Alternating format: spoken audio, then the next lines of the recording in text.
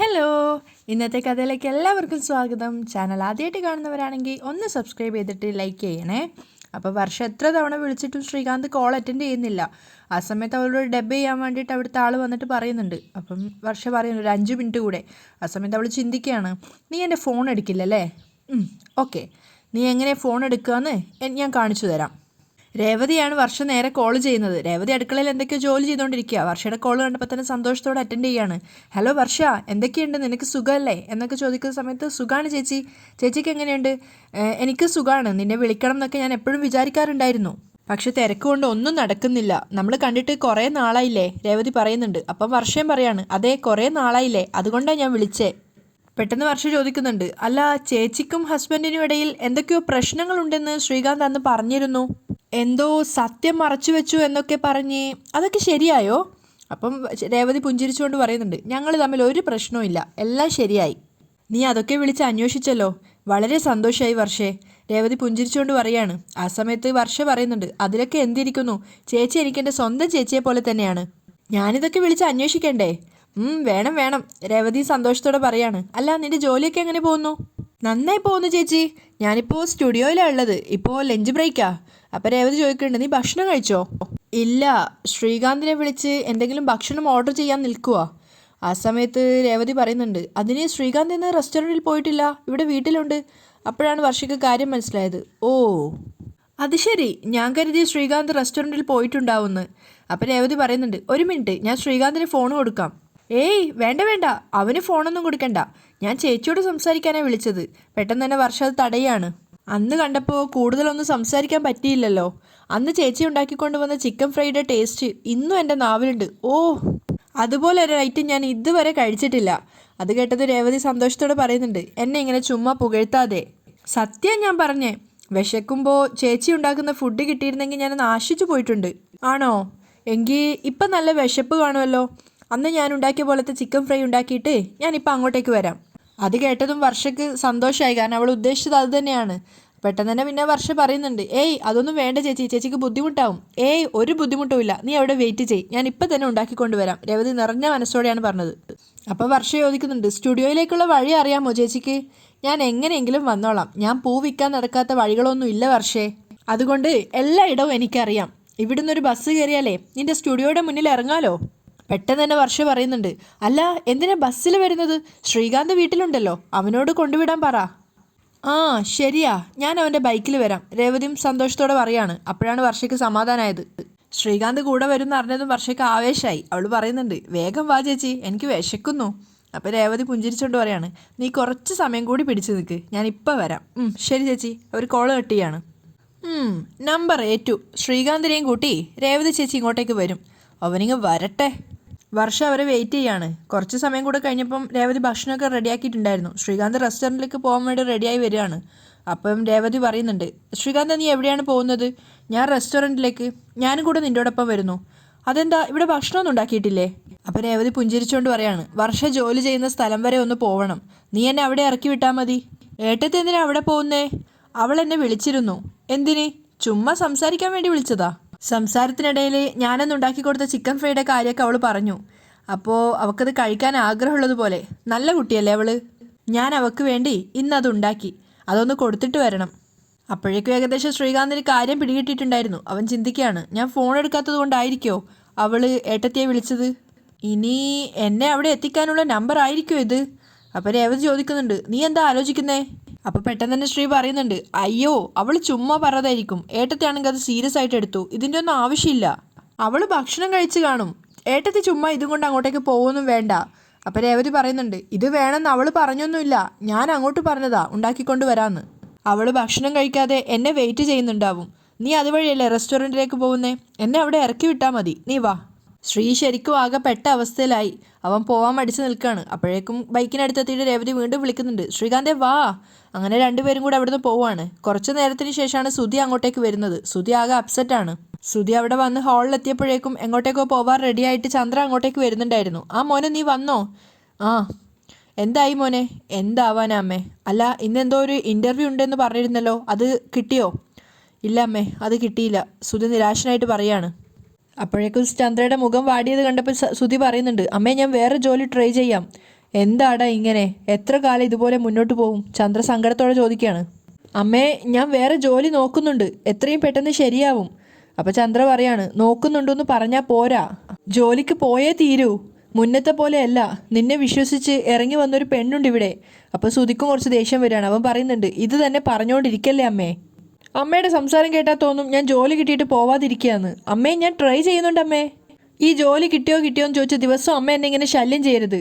ജോലി കിട്ടിയാൽ ഞാൻ ആദ്യം തന്നെ വന്ന് പറയുന്നത് അമ്മയോടായിരിക്കും. അപ്പം കുറച്ചൊരു വെപ്രാളത്തോടെ ചന്ദ്ര പറയുന്നുണ്ട്, നിനക്ക് എന്തോ ഒരു ദോഷമുണ്ട്. ഏതെങ്കിലും ഒരു ജ്യോത്സ്യനെ കണ്ട് പരിഹാരം എന്താണെന്ന് അറിയണം. അതിനുള്ള പരിഹാര ക്രിയകൾ ചെയ്യണം. എങ്കിൽ പെട്ടെന്ന് തന്നെ നിനക്ക് ജോലി കിട്ടും. അപ്പോൾ സുധി കുറച്ച് ദേഷ്യത്തോടെ പറയാണ്, ഇത്രയും ഡിഗ്രി ഉണ്ടായിട്ട് എനിക്ക് ജോലി കിട്ടുന്നില്ല, എന്നിട്ടാണോ പരിഹാര ക്രിയകൾ ചെയ്തിട്ട് എനിക്ക് ജോലി കിട്ടേണ്ടത്? അപ്പോൾ ചന്ദ്ര പറയാണ്, നീ ടെൻഷൻ അടിക്കാതെ, നിനക്കും ഒരു നല്ല കാലം വരും, നല്ല ജോലി കിട്ടും. അമ്മ പ്രാർത്ഥിക്കുന്നുണ്ട്. അമ്മ പുറത്തു പോയിട്ട് വരാം, ഭാമയുടെ കൂടെ ഒരിടം വരെ പോകാനുണ്ട്, നീ റെസ്റ്റ് എടുക്ക്. അത് കഴിഞ്ഞ് ചന്ദ്ര തന്നെ പറയാണ്, ആ എപ്പോഴും റെസ്റ്റ് തന്നെയാണല്ലോ. അമ്മേ, ശ്രുതി വിളിക്കുന്നുണ്ട്. ഞാൻ പോയിട്ട് വരാം. ചന്ദ്ര അവിടുന്ന് പോവാണ്. ആ സമയത്ത് ശ്രുതി ചിന്തിക്കുന്നുണ്ട്, ഫ്ലൈറ്റ് ടിക്കറ്റ് ബുക്ക് ചെയ്തേ പറ്റൂ, അല്ലെങ്കിൽ ശ്രുതിയുടെ മുന്നിലേക്ക് പോവാൻ പറ്റില്ല. ആ സമയത്താണ് ശ്രുതിയുടെ മനസ്സിൽ അന്ന് അച്ഛൻ കൊണ്ടുവന്ന 1,00,000 രൂപയുടെ കാര്യം ഓർമ്മ വരുന്നത്. അതുകൊണ്ട് തന്നെ പെട്ടെന്ന് തന്നെ ചന്ദ്ര പോയ തക്കത്തിന് ചന്ദ്രയുടെ മുറിയിലേക്ക് കയറുകയാണ്. വാതിലടച്ചിട്ട് അവൻ മൊത്തമായിട്ട് തപ്പുന്നുണ്ടായിരുന്നു. കാരണം അലമാരയുടെ താക്കോല് കിട്ടിയാലേ തുറക്കാൻ പറ്റുള്ളൂ. അങ്ങനെ ഒരുപാട് നേരം തിരഞ്ഞതിന് ശേഷം ശ്രുതിക്ക് ആ താക്കോല് കിട്ടുകയാണ്. അങ്ങനെ അലമാര തുറന്നിട്ട് അവൻ ആ പണം കയ്യിലെടുക്കുകയാണ്. അതിനുശേഷം ശ്രുതി ആ പണം അവൻ്റെ പോക്കറ്റിലിട്ടിട്ട് പഴയതുപോലെ തന്നെ ചാവി കിട്ടിയ സ്ഥലത്ത് തന്നെ വെച്ച് അതിനുശേഷം മുറിയിൽ നിന്ന് പുറത്തിറങ്ങാണ്. അതേസമയം രേവതി വർഷയുടെ സ്റ്റുഡിയോക്ക് മുന്നിൽ എത്തിയിട്ടുണ്ടായിരുന്നു. ഒപ്പം തന്നെ ശ്രീകാന്തും ഉണ്ട്. ശ്രീകാന്ത് അവിടെ ഇറക്കി കൊടുത്തപ്പോൾ പറയുന്നുണ്ട്, ശരി ചേച്ചി പോയിട്ട് കണ്ടിട്ട് വാ. ആ സമയത്ത് രേവതി പറയാണ്, ഇവിടെ വരെ എത്തിയിട്ട് അവളെ കാണാതെ പോകുന്ന മോശമല്ലേ, നീയും അകത്തേക്ക് വാ. ശ്രീ ഒരുപാട് പിന്മാറാൻ ശ്രമിച്ചെങ്കിലും രേവതി അതിന് സമ്മതിച്ചിട്ടുണ്ടായിരുന്നില്ല. ഇവിടെ വന്നിട്ട് അവളെ കാണാതെ പോകുന്ന മോശമാണെന്നൊക്കെ പറഞ്ഞിട്ട് അവനെ ഉന്തി തള്ളിയാണ് അകത്തേക്ക് പോകുന്നത്. ഡബ്ബിങ്ങിൻ്റെ അവസാന പോർഷൻ പൂർത്തിയാക്കുകയാണ് വർഷ. അങ്ങനെ അത് കഴിഞ്ഞപ്പോൾ അവൾ പുറത്തിറങ്ങിയപ്പോൾ അയാൾ പറയുന്നുണ്ട്, ഇന്നത്തേത് കഴിഞ്ഞു, അപ്പോൾ എന്ന് വെച്ച് കഴിഞ്ഞാൽ ഫുഡ് കഴിക്കാൻ വേണ്ടി പോയിക്കോ എന്നൊക്കെ പറയാണ്.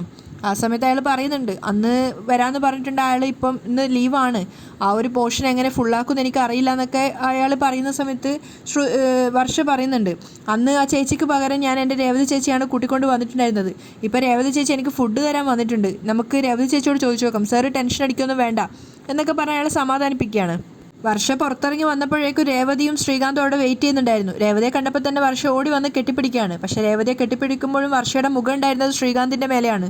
ശ്രീകാന്ത് ആണെങ്കിൽ എന്താ പറയേണ്ടതെന്ന് അറിയാത്തൊരവസ്ഥയിൽ മുഖം വെച്ച് നിൽക്കുകയാണ്. ഒരുപാട് നേരം വർഷയുടെ ആ നോട്ട് അഭിമുഖീകരിക്കാനാവാതെ ശ്രീകാന്ത് തലതാഴ്ത്തുന്നുണ്ടായിരുന്നു. ചേച്ചി വന്നിട്ട് കുറേ നേരമായോ? ഇല്ല, ഞാനിപ്പോൾ വന്നതേ ഉള്ളൂ. നീ ഡബ്ബ് ചെയ്യുമായിരുന്നോ? ആ. അതിനുശേഷം ശ്രീകാന്തിനോട് ആദ്യമായിട്ട് പരിചയപ്പെടുന്ന പോലെയൊക്കെ വർഷ ഒരു കളിയാക്കുന്ന രീതിയിൽ ഹായ്. അപ്പോൾ ശ്രീയും ഹായ് എന്ന് പറയുന്നുണ്ട്. നീ വളരെ ബിസിയാണെന്ന് തോന്നുന്നു. വർഷ ഒന്ന് പരിഹസിക്കുകയാണ്. നീ വരില്ലെന്നാണ് ഞാൻ കരുതിയേ. അപ്പോൾ ശ്രീ പറയുന്നുണ്ട്, ബിസിയാ, ഏട്ടത്തി നിർബന്ധിച്ചത് കൊണ്ടാണ് ഞാൻ വന്നേ. ഓ. അപ്പോൾ രേവതി ചോദിക്കുന്നുണ്ട്, വർഷമൊന്നും കഴിച്ചില്ലല്ലോ? ഇല്ല ചേച്ചി, അന്ന് ഞാൻ ഉണ്ടാക്കിക്കൊണ്ട് വന്നില്ലേ, ഇന്നും അതുതന്നെ ഉണ്ടാക്കിക്കൊണ്ട് വന്നത്. രേവതി കൊണ്ടുവന്ന ലഞ്ച് എടുത്ത് അവൾക്ക് കൊടുക്കുകയാണ്. ആ സമയത്ത് വർഷ പറയുന്നുണ്ട്, ബുദ്ധിമുട്ടായല്ലേ? എന്ത് ബുദ്ധിമുട്ട്?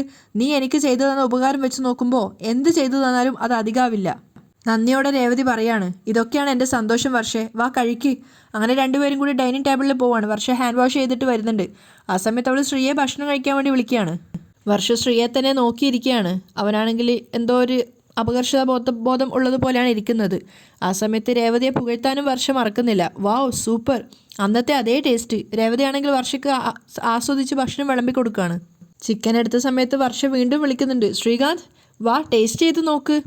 ആ സമയത്ത് ശ്രീ പറയാണ്, എനിക്കിപ്പോൾ വേണ്ട. അത് കേട്ടത് വർഷയുടെ മുഖം വാടുന്നുണ്ട്. അപ്പം രേവതി പറയാണ്, നീ കഴിക്കേ. വർഷ ഭക്ഷണം കഴിച്ചുകൊണ്ടിരിക്കുകയാണെങ്കിൽ അവൾ ശ്രീയെ തന്നെ നോക്കിക്കൊണ്ടിരിക്കുന്നുണ്ട്. എന്തായാലും രേവതി അവിടുന്ന് മാറ്റാൻ വേണ്ടിയിട്ടാണ് അവൾ ചിന്തിക്കുന്നത്. അതുകൊണ്ട് തന്നെ അവൾ രേവതിയോട് പറയുന്നുണ്ട്, ചേച്ചി എനിക്കൊരു ഹെൽപ്പ് ചെയ്യണം. എന്താ വർഷ? രേവതി ചോദിക്കുകയാണ്. അന്നിവിടെ വന്നപ്പോൾ ചേച്ചി ഡബ്ബ് ചെയ്തായിരുന്നല്ലോ. അയ്യോ, ഞാനത് കാണാൻ മറന്നുപോയി. രേവതി പെട്ടെന്ന് ഓർത്തതുപോലെ പറയാണ്.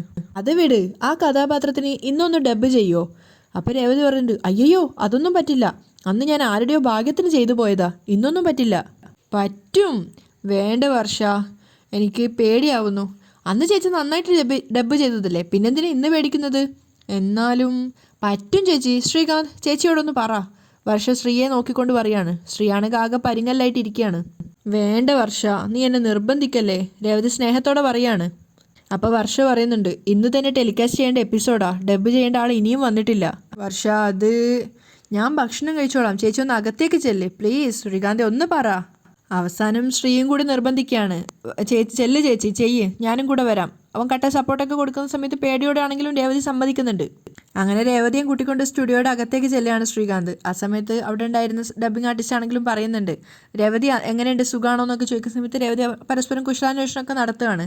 അതിനുശേഷം അയാൾ പറയുന്നുണ്ട്, രേവതി അന്ന് നന്നായിട്ട് ഡബ്ബ് ചെയ്തിട്ടുണ്ടായിരുന്നു, അതുപോലെ തന്നെ ചെയ്താൽ മതി.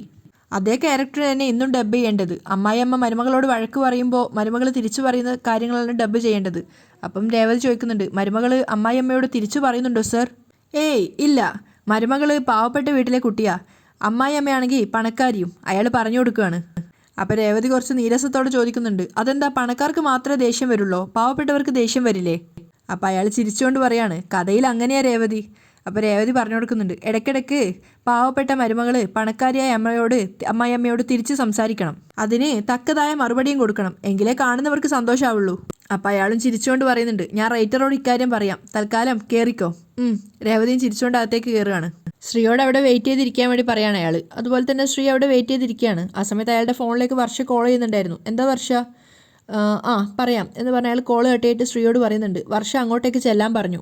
ശ്രീകാന്ത് വർഷയുടെ അരികിലേക്ക് പോവുകയാണ്. വർഷയാണെങ്കിൽ കട്ടക്കലിപ്പിൽ ശ്രീയേയും വെയിറ്റ് ചെയ്ത് നിൽക്കുന്നുണ്ട്. അവിടെയാണ് ഇന്നത്തെ എപ്പിസോഡ് വൈൻഡപ്പ് ചെയ്യുന്നത്.